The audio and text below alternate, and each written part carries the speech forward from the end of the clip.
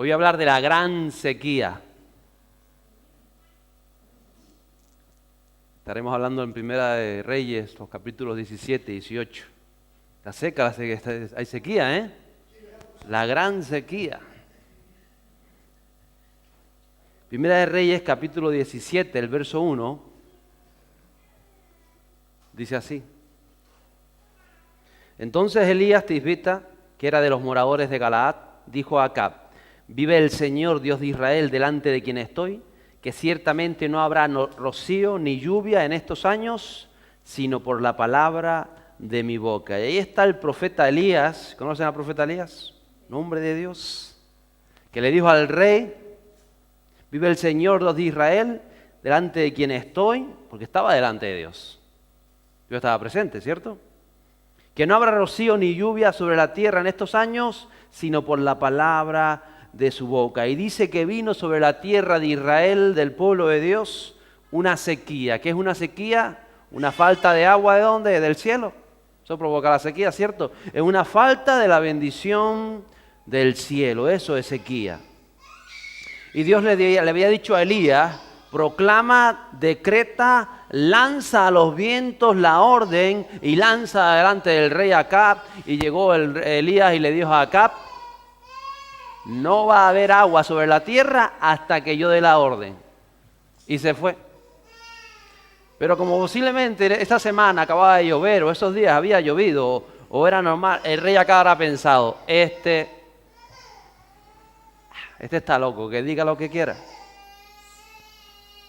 Pero ¿qué originó en realidad que la lluvia, que la bendición de Dios fuera retenida? ¿Qué fue lo que lo originó?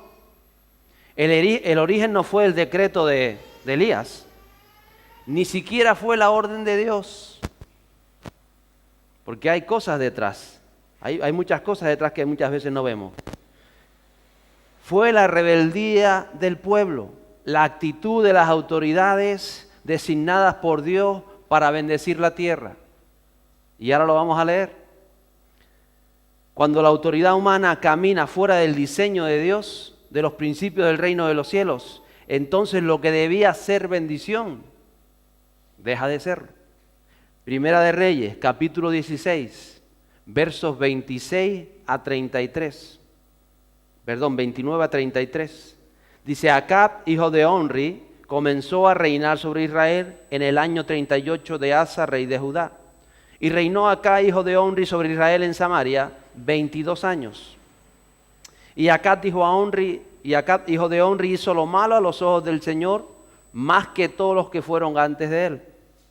Y como si fuera poco el andar en los pecados de Jeroboam, hijo de Nabat, tomó por mujer a Jezabel, hija de Etbaal, rey de los Sidonios, y fue a servir a Baal y lo adoró.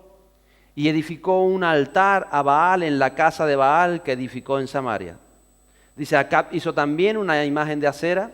Así Acab hizo más para provocar al Señor Dios de Israel que todos los reyes de Israel que fueron antes que él. Entonces fue la actitud de este hombre, fue la actitud del pueblo, fue la actitud de las autoridades, lo que hicieron que se cerrara la lluvia del cielo, que se retuviera la bendición. Pasó lo mismo con Adán y Eva. Usted conoce la historia de Adán y Eva, Génesis capítulo 3. Ellos eran las autoridades del huerto del Edén y de la tierra, y provocaron que la tierra, que tenía que ser una bendición, que tenía que dar el fruto de bendición, se convirtiera en lo que dice Génesis: espinos y cardos te producirá la tierra, y con el sudor de tu frente te ganarás el pan. ¿Sabe que usted es una autoridad? ¿Usted lo sabía? ¿Lo sabía o no lo sabía? Dígale al que está al lado suyo: ¿eres una autoridad? ¿Eres una autoridad? Y a lo mejor el que está al lado suyo: ¿autoridad de qué? Eres una autoridad que ha sido puesta como autoridad para bendecir la tierra, para iluminar la sociedad en la que te mueves, para instaurar los principios y el reino de los cielos. ¿Tú lo entiendes? Para eso tú eres una autoridad. ¿En serio? Pues no lo sabía. Claro, si no lo sabes, las cosas no se dan. Pero tú eres una autoridad. Si has nacido de nuevo, si el Espíritu Santo ha sido puesto en tu corazón o derramado en tu corazón, tú eres una autoridad. Por eso Dios le llama Y le ha provisto de las herramientas necesarias, de las armas, del manual y de la guía del Espíritu Santo para bendecir la tierra. ¿Para maldecir la tierra o para bendecirla? Para bendecir la tierra. ¿Para qué sirve el libro este? Para bendecir la tierra, para bendecir su vida. Tú eres una autoridad, ¿lo sabías? A ver, los ojos, ¿entiendes? Eres una autoridad, ¿lo entiendes? Eres una autoridad. A veces no somos conscientes de estas cosas. Y muchas veces basamos nuestra vida en nuestra propia bendición y usamos todo nuestro ímpetu, nuestras fuerzas, nuestras oraciones, nuestros pensamientos en recibir nosotros la bendición. Pero es que estamos para proclamar la bendición y para llevar la bendición, ¿entiendes? ¿Para qué vino Jesús? Para ser bendecido Él y los suyos. ¿Qué hizo Jesús? Es nuestro ejemplo. A veces no entendemos las cosas. A veces estamos siempre esperando la bendición. ¿Usted se imagina que Jesús hubiese usado todo su poder para Él recibir bendición? Para vivir en un apartamento chachipiruli, de estos modernos sin columnas ni nada, la moda y tal, con todos los discípulos vamos a hacer fiesta aquí, que estamos bendecidos. ¿Qué hace falta? Se acabó el vino, venga. ¡Plah! Vino. ¿De qué lo quiere? ¿Del de España, que es el mejor del imperio? Vamos, vino español aquí. Era el mejor del imperio. ¿Se imagina? Porque a veces nosotros queremos la bendición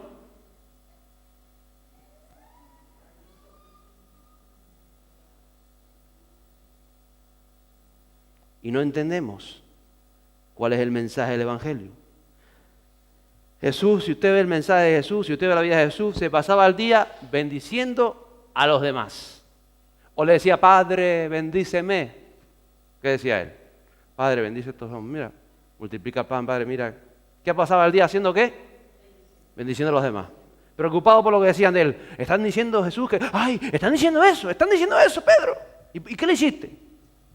Los maldije, muy bien. ¿Era así el mensaje de Jesús? Él sabía a quién estaba sirviendo. Dice, mi Padre me defiende a mí. Yo defiendo al débil, que mi Padre me defiende a mí. ¿Lo entiende? A veces no entendemos estos conceptos del reino. Él pasaba sus días bendiciendo al prójimo, mostrando el amor de Dios, mostrando la paz, mostrando fe y trayendo esperanza a los demás. No pasaba el día esperando él, a ver si recibo yo esperanza, a ver si recibo yo fe. Eso se da cuando usted lo proclama, cuando usted lo da, cuando usted ve al necesitado y dice, voy a ayudar a este. Cuando tú haces eso, Dios te dice, ay, mira a mi hijo ayudando a aquel, voy a ayudar a mi hijo. Pero a veces no entendemos estos conceptos y empezamos a acaparar la bendición para nosotros. Venga, la bendición para mí. Bendición para mí, bendición para mí, bendición para mí, bendición para mí. ¿Y para los demás? Para los demás que reciban ya la bendición de otro, pero esto para mí, y bendición para mí. Y yo necesito, y yo estoy pensando, y a mí me falta, y no piensas lo que le falta que tienes a tu lado. Mira que tienes a tu lado, seguramente le falta algo. No sé si es más o menos de lo que te falta a ti. Pero nosotros somos autoridades para traer bendición a todo lo que nos rodea. No para comerme yo la bendición y comérmela yo para mí. Para eso no fue instaurado el reino de los cielos. Eso no lo vemos en la vida de Jesús. Eso no lo vemos en la vida de Pedro, ni de Pablo, ni de Juan, ni de Marta, ni de ninguno de los apóstoles seguidores de Jesús, ni de los discípulos. No lo vemos. Entonces a veces por eso no llega la bendición a nuestras vidas, porque estamos, a ver si la agarramos para nosotros. Piense en los que le rodean. ¿Entiende? Usted piensa en los que los rodea y la bendición viene. Porque tiene que ser así. Tú eres una autoridad allí donde te mueves para llevar bendición. Y tu actitud con respecto a lo que le rodea va a determinar si la bendición va a venir a la sociedad o va a ser retenida como en tiempo de Elías. Porque fue la actitud del pueblo, ni siquiera la orden de Dios, la que hizo que el cielo, por 3 años y medio, no cayera una sola gota de agua, ni siquiera el rocío de las mañanas se veía sobre la tierra. Y claro, al principio acá pensó, este está loco de la cabeza. Pero pasaba 1 mes y no llovía, pasaban 2 meses, pasaban 3 meses, pasó 1 año, pasó 1 año y medio, se habían quedado ya sin hierba, el ganado se estaba muriendo, había hambruna, había ruina, había cosas, pasaron 2 años, pasaron 3 años y dice el rey, este me lo cargo. ¿Te acuerdas desde que lo dijo? No ha caído una sola gota de agua. Búsquenlo por todo el imperio, por todo el reino, que donde esté allí me lo voy a cargar. A veces vas a tener problemas. Diga, tú lo vas a tener problemas. Así que gózate, alégrate, vuelve a sonreír. Si eres padre, y tus hijos están pasando por un tiempo de rebeldía y usted los maldice sin ser consciente, es que mi hijo es rebelde, es que mi hijo es rebelde, es que mi hijo es rebelde, es que mi hijo es rebelde. ¿Sabe qué va a hacer tu hijo? ¿Rebelde? Porque tú eres una autoridad en tu casa y continuamente, encima que es rebelde, lo estás rebeldeciendo más. Si se puede decir de esa manera. Porque tú eres la autoridad. Y es una autoridad para bendecir, no para maldecir. Pero como somos inconscientes, lo decimos sin ser conscientes de las cosas que decimos. Y no pedimos a Dios la dirección para guiarlo. Señor, está pasando esto con mi hijo. ¿Cómo lo voy a guiar? Va a decir, no quiero perder el dominio propio, porque si pierdo el dominio propio lo agarro y lo tiro por la ventana. No quiero perder el dominio propio. Entonces tú le tienes que pedir eso a Dios. Tienes que ponerle paciencia, tienes que ponerle fe para ver más allá, para decir, Señor, yo sé que si tú me lo has dado es porque lo quieres alcanzar y ahora no lo veo, pero lo voy a ver y lo voy a ver y lo voy a ver. Y tienes que creerlo, tienes que tener eso, porque para eso es tu autoridad. Tienes que tener el amor para disciplinarlos, porque no se puede disciplinar sin amor. Y no quiere decir que para disciplinarlos tienes que decir así, vamos a acariciarlo, no. Si tienes que castigarlo, va a ser con amor. No va a ser por venganza, no va a ser, ¿entiendes? Pero eso lo tienes que recibir de Dios. Porque tienes que saber cómo haces en cada situación. Es darles esperanza, o tener tu esperanza para verlos en el camino. La templanza para no ser provocado a saltar, a maldecir, a escachar. Porque muchas veces estamos usando esa autoridad que tenemos, ese derecho divino, para maldecir. Cuando tenemos que usarlo para bendecir. Y no somos conscientes. A veces pasa con los hijos. Tú tienes autoridad para sembrar el reino de Dios en tu casa, aunque seas el único que estés en tu casa. Y para que eso de Dios, el reino de Dios fructifique, la tienes tú eres la autoridad de tu casa si tú eres el único que conoce a Jesús. ¿Qué haces con esa autoridad? ¿Bendices? ¿Eres ejemplo?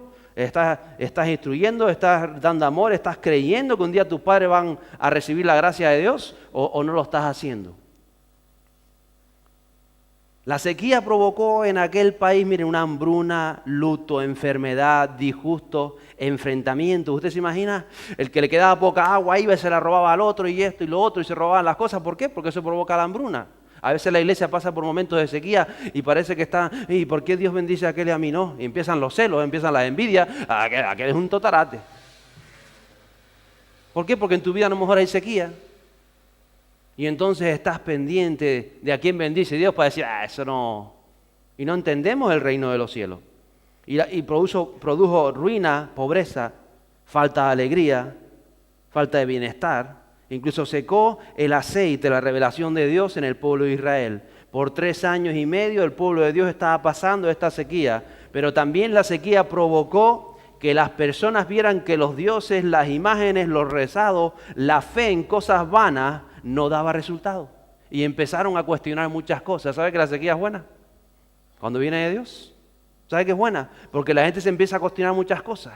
Porque a veces nos creemos que nos lo sabemos todo y vamos por la vida creyendo que lo sabemos todo y dice, vamos, y retenemos por nuestra causa, por nuestra actitud, se retiene la bendición de Dios y entonces empezamos a cuestionar las cosas. No puede ser que lleve tanto tiempo en esta condición, que llevo así ya 3 años y la cosa sigue así. Es que esto ya no puede ser de Dios. Y entonces empiezas a plantearte cosas. Y tú dices, con lo bueno que soy yo, que voy todos los domingos al culto. Y que hago esto, y que no pienso más. Y empiezas a plantearte cosas en tu vida. Y dices, pero si yo doy limosna, si yo doy esto, si yo hago lo otro. Y empiezas a entender cosas en tu vida que tienes que pasar 1 año, 2 años, 3 años, tiempo de sequía, para que te pongas a reflexionar si es que estás haciendo las cosas bien o no. Porque cuando todo es bendición, tú dices, esto viene todo de Dios. Y a lo mejor no. Dios te hace pasar tiempo de sequía para que vuelvas a reflexionar en cómo estás llevando adelante tu vida. Porque algo estaba fallando. Y si no es por la sequía, aquellas personas hubiesen seguido viviendo un estilo de vida, una actitud de vida, un estado familiar, un estado interior en las relaciones con los demás, como el de toda vida, pensando que como eran el pueblo de Dios, las cosas estaban bien. Somos el pueblo de Dios. Y si hubiese seguido lloviendo, hubiesen vivido sus vidas. Y se hubiesen muerto como todos nos morimos. Mira que está a su lado y dice, un día te vas a morir. ¿Lo sabías? ¿O no eras consciente de ello? Yo espero que venga Jesús antes y sea arrebatado. Pero si no, me tendré que morir y arreglarme también y pasar por el trance de la muerte con la liberación del cuerpo y estar en la presencia de Dios. ¿Lo sabías? Pero algo estaba fallando. Y si no es gracias a esta sequía, la gente no entiende, las personas del pueblo de Dios no entienden que sus vidas no estaban agradando a Dios. Algunos empiezan a pensar, no, esto es una prueba que estamos pasando porque somos tan buenos, porque estamos agradando a Dios. Pero claro, la prueba se prolongó 1 mes, 2 meses, 3 meses, 4 meses, 5 meses, 6 meses, 14 meses, 18 meses, 3 años y medio. Esto no puede ser una prueba. Aquí está pasando algo. No puede ser que en Dios en 3 años y medio no caiga una sola bendición, una gota del cielo sobre la tierra. No puede ser. Y ellos empezaron a plantearse cosas. Tenían que entender la realidad de su condición. Su vida estaba como estaba porque ellos habían provocado que se cortara la lluvia del cielo. Cuando ya estás pasando tanto tiempo en una condición que tú entiendes que no es de Dios, tú tienes que ponerte a pensar, decir, ¿estaré yo haciendo algo raro en mi vida que está frenando la bendición de Dios? Porque ¿saben lo que dicen muchas veces los creyentes? Ese es el diablo que me quiere tumbar y no me va a tumbar porque no sé qué. Y nos hacemos unas ideas que no son.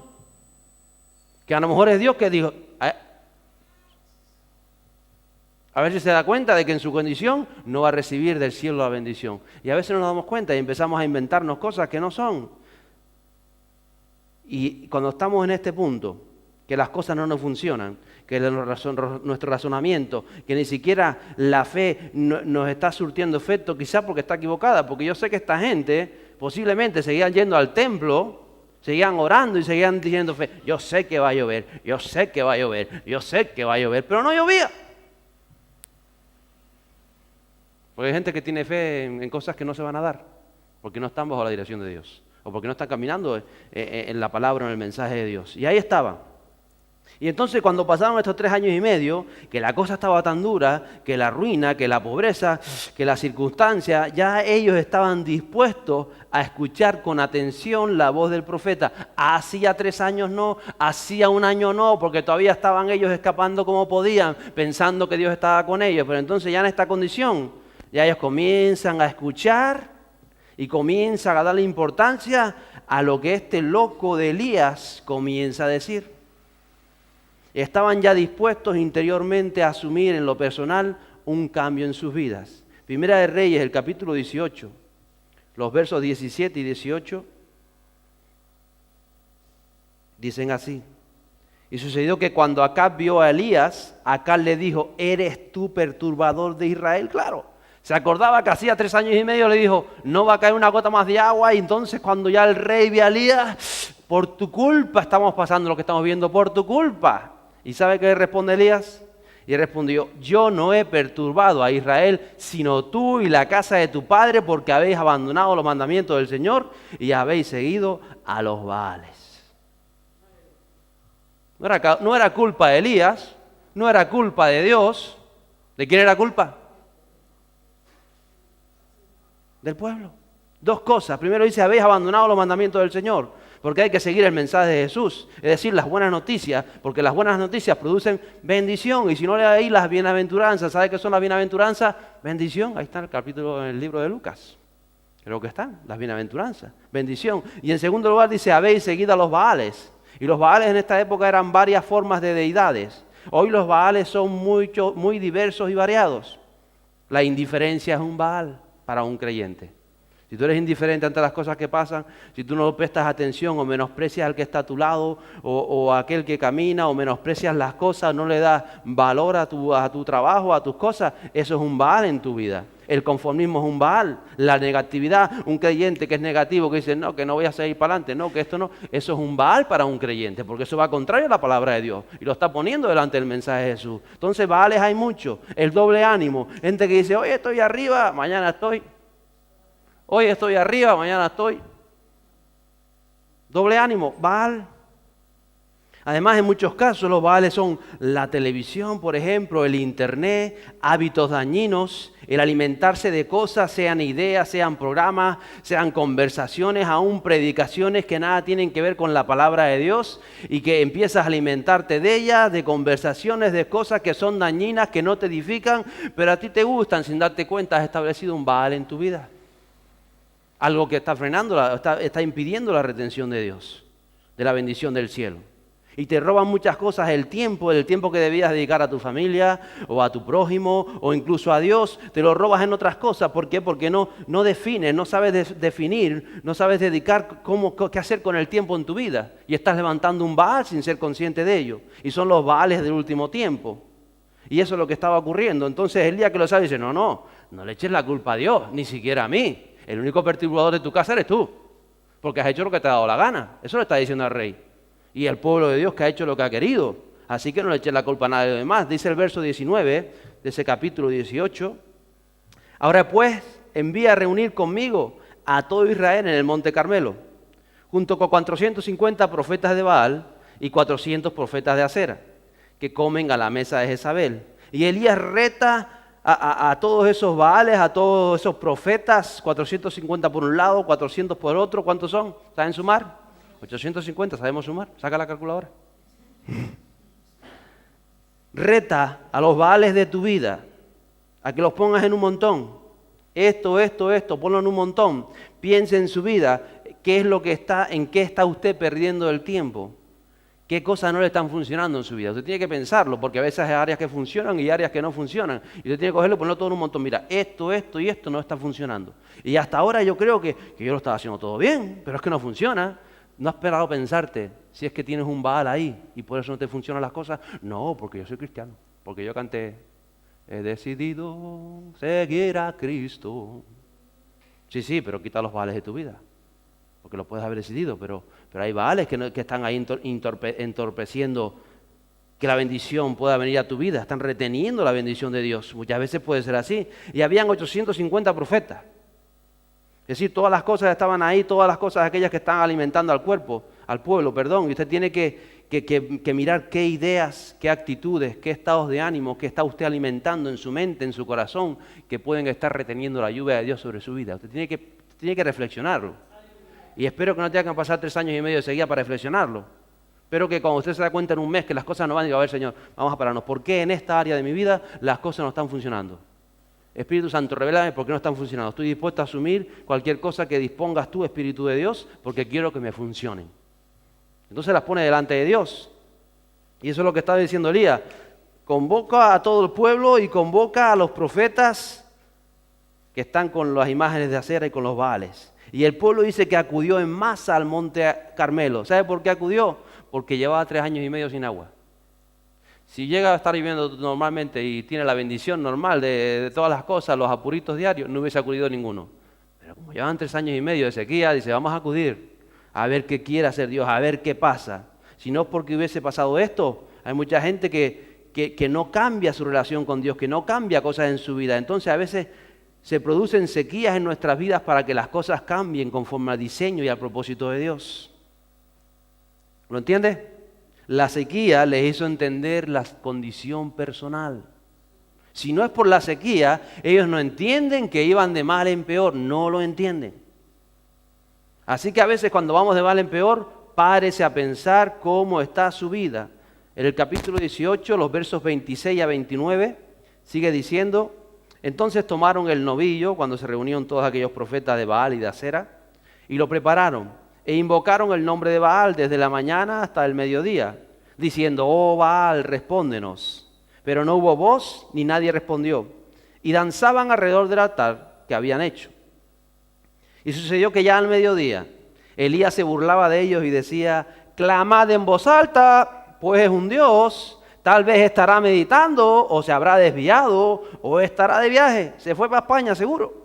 Quizás esté dormido y habrá que despertarlo. Y gritaban a grandes voces y se sajaban según su costumbre con espadas y lanzas hasta que la sangre chorreaba sobre ellos. Y sucedió que pasado el mediodía se pusieron a gritar frenéticamente hasta la hora de ofrecer el sacrificio de la tarde. Pero no hubo voz, ni nadie respondió, ni nadie hizo caso. ¿Usted imagina qué fue lo que pasó? Nada. No pasó nada. Cuando en su vida no pasa nada, párese a pensar por qué no pasa nada. ¿Por qué entonces pensaban que estaban buscando a Dios? ¿Entiende? Y no estaban en el camino correcto.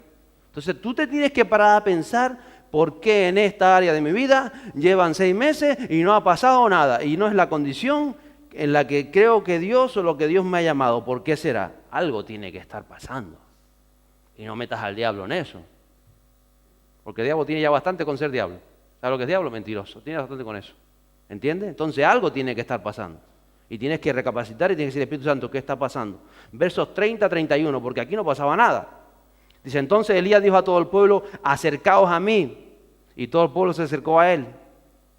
Y dice que reparó el altar que había sido derribado. Yo imagino que comenzó a juntar piedras. Y Elías tomó esas 12 piedras conforme al número de las tribus de los hijos de Jacob, a quien había venido la palabra del Señor, diciendo, Israel será tu nombre. Él empezó a juntar, a reparar el altar conforme a la palabra de Dios.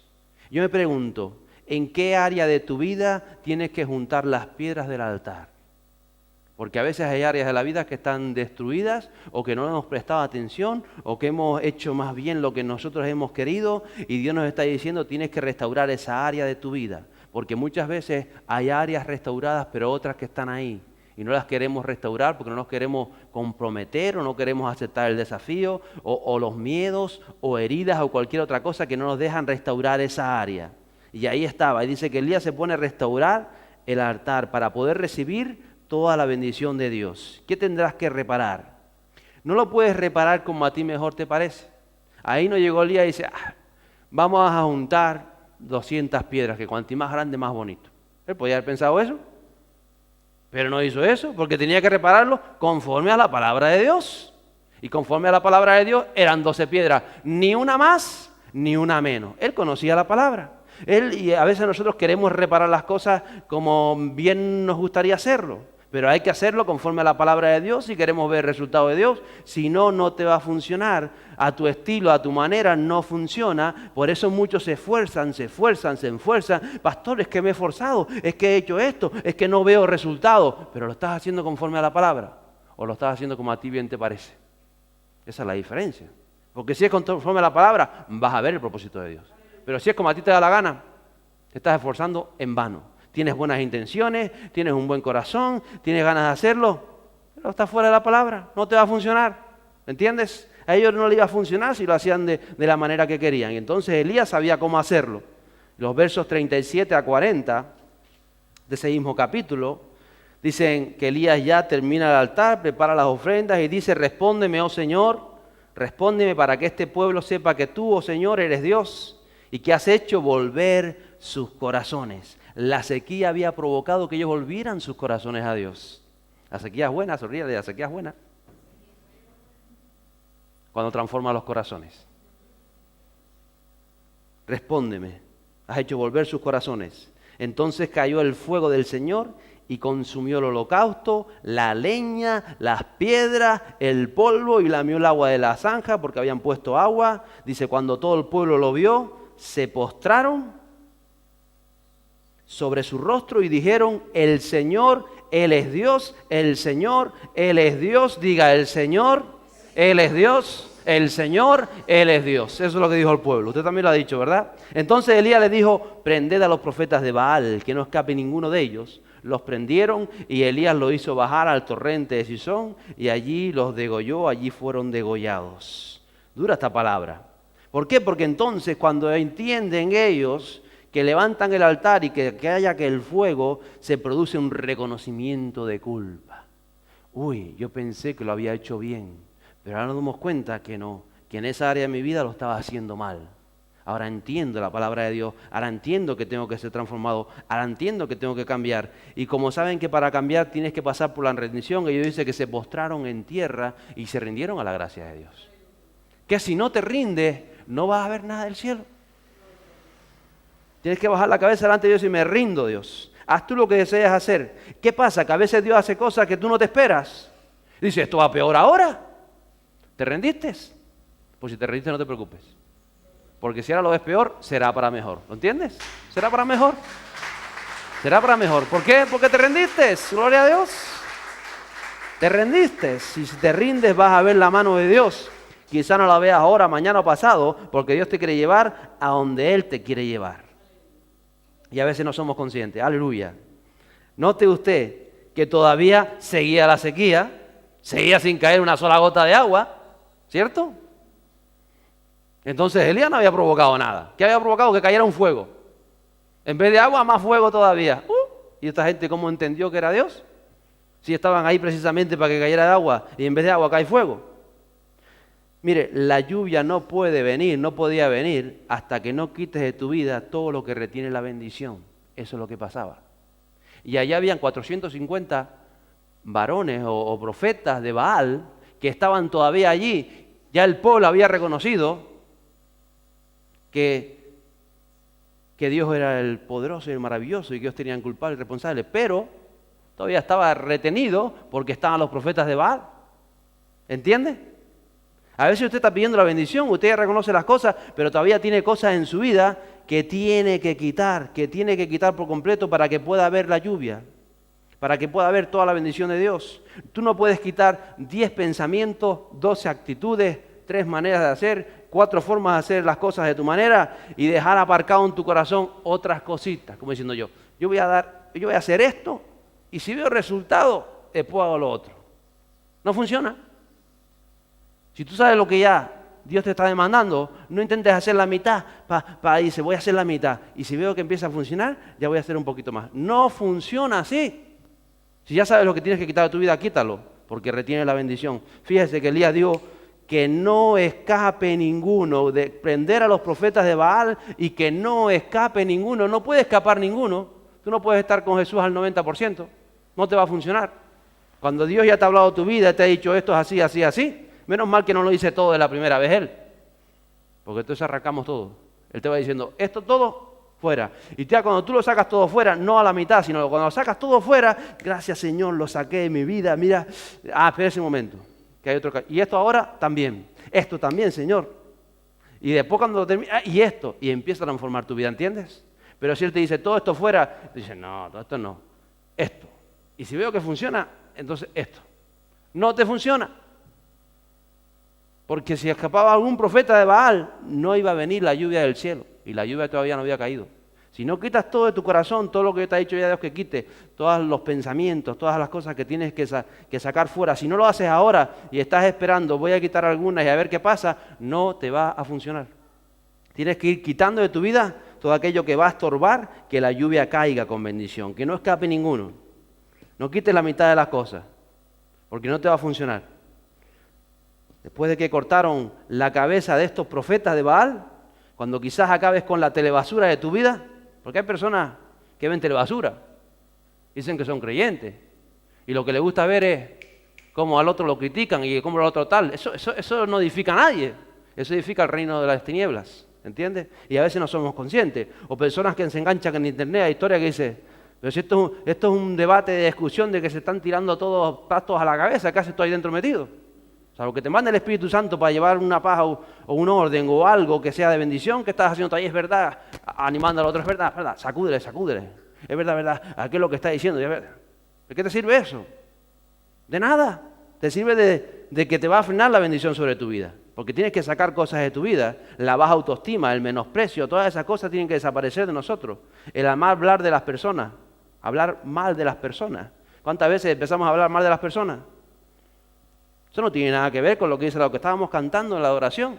Aquella mujer no fue a ver si la casa de aquel donde entró estaba sucia, estaba limpia, estaba esto, estaba lo otro. ¿A qué entró? A rendirse a los pies de Jesús, sin importarle a los demás, sin estar pensando y rindiéndose. Mira farisea que está mirándome mal, yo lo sé que me está mirando mal. ¿Usted se imagina que se pone esa mujer a juzgar a todos a los pies de Jesús? A veces lo hacemos.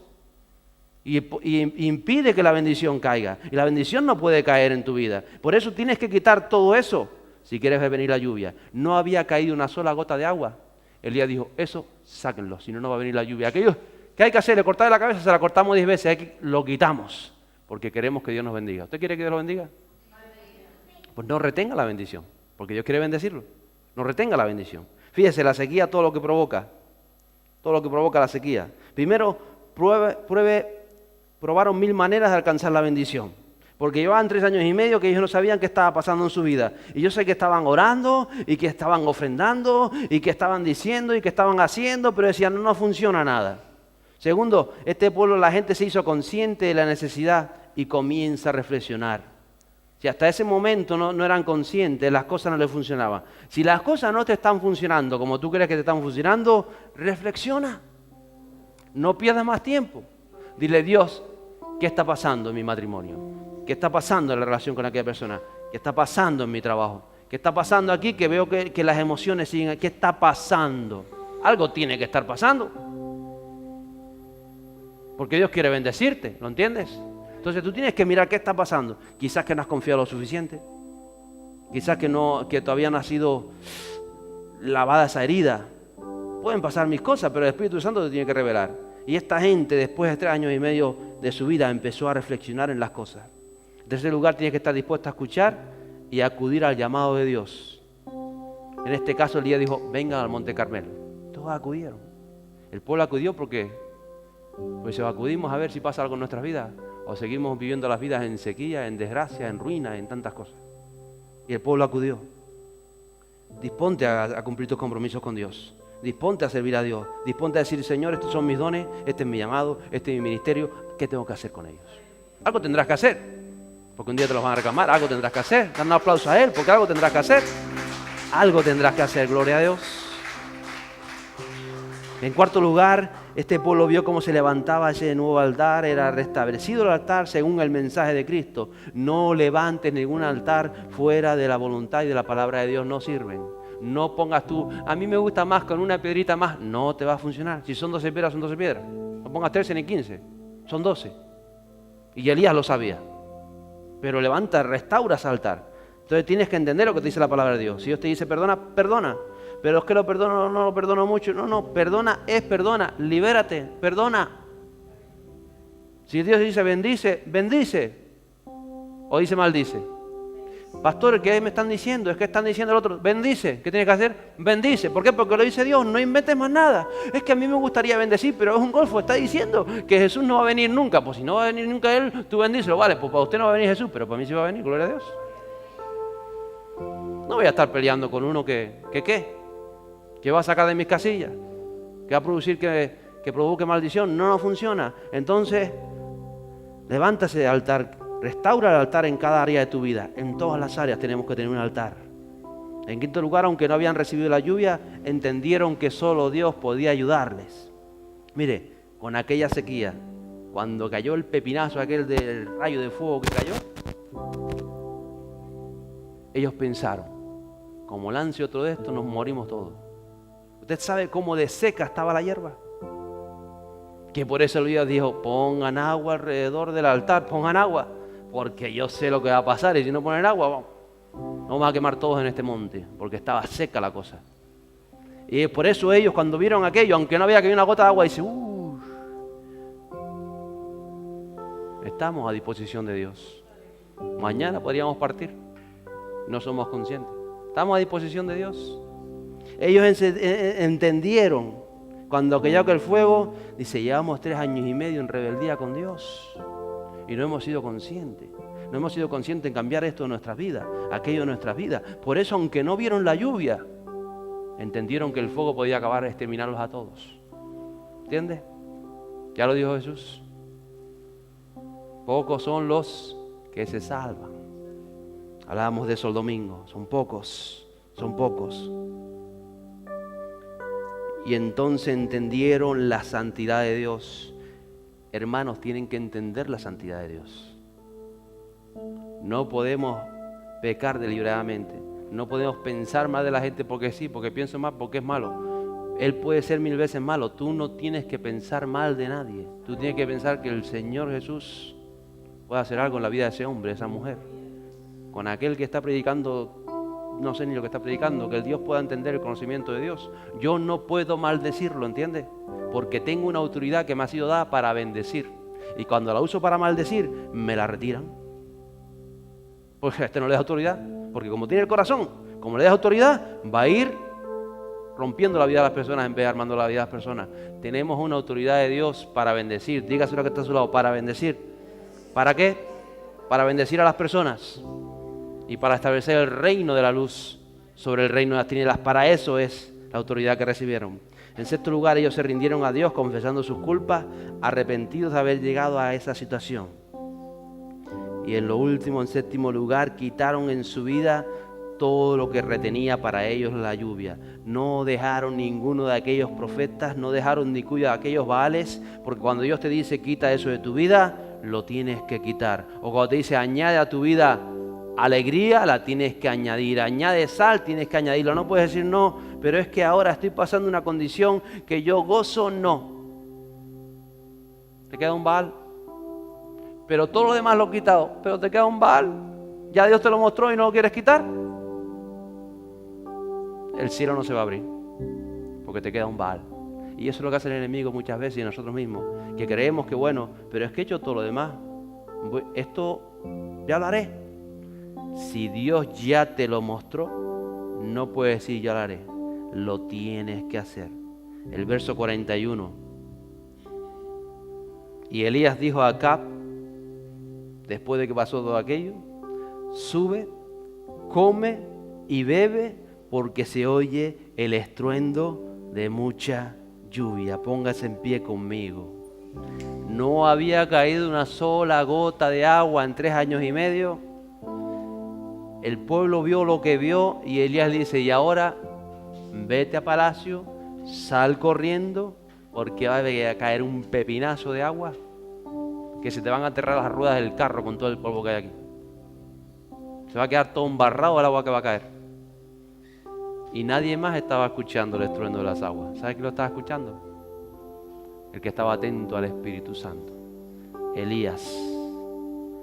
Sube, come y bebe, porque se oye el estruendo de mucha lluvia.